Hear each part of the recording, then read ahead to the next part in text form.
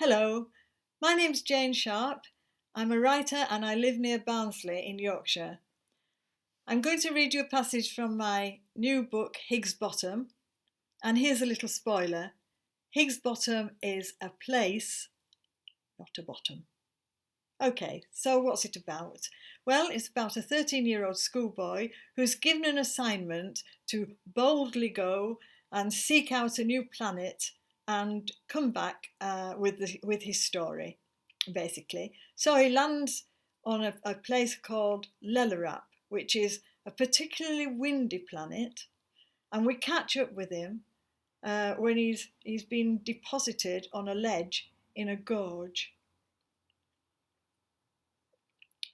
When the stars around my forehead clear, I realise that the wind, although still bugling its way through the rocky passageway of the gorge, is bypassing the terrace.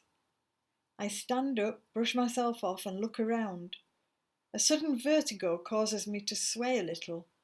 I'm in a precarious position, halfway up the side of a cliff, on a ledge no wider than a dining table. I take a step back away from the edge. Only one step and I'm pushing my whole body into hard rock. My sweaty fingertips feel the surface of cold granite. In the orange crags opposite, a pair of vulture-like birds spread their wide wings, disturbed by my arrival.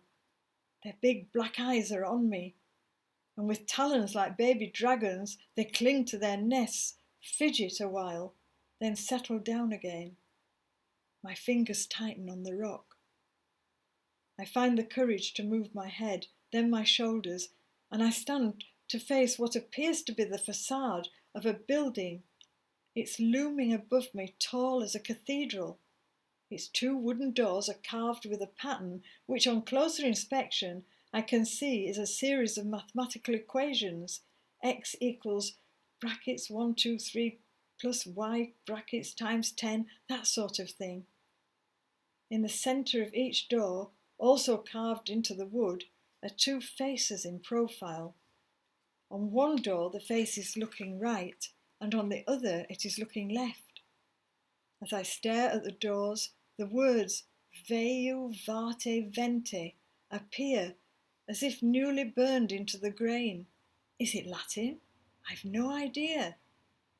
Over the doors and running the full length of the front of the building is a rusty red gutter that comes to an abrupt end, jutting out over the precipice. I'm standing on the doorstep of a little terrace with only a spindly fence between me and a drop of Grand Canyon proportions. As I inch nearer to the door, I feel cocooned, like being in an air bubble trapped in a sunken ship. This little windless place is protecting me from the howling element that is blowing its way inland. I take a deep breath, stand up straight, and prepare to knock.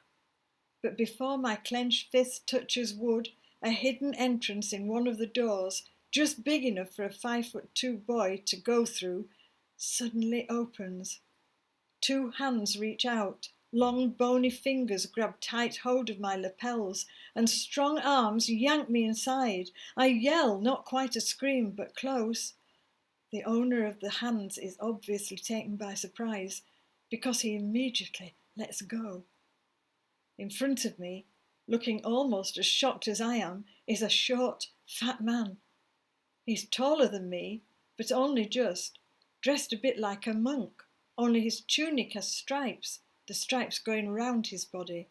It's a multicoloured dreamcoat cum dressing gown with a pointy Rip Van Winkle hood that covers most of his head.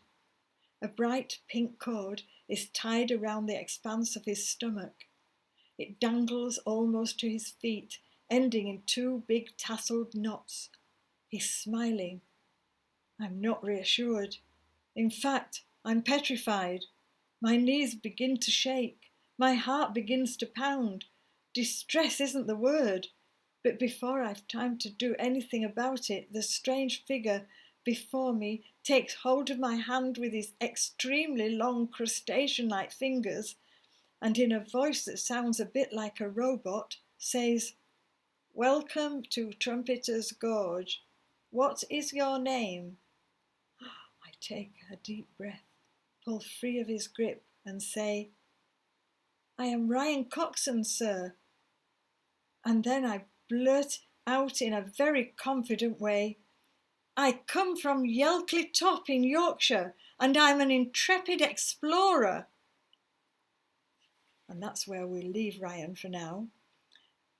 If you're interested in reading more of the story, you can buy the book from Amazon at amazon.co.uk or amazon.com if you're outside of Britain.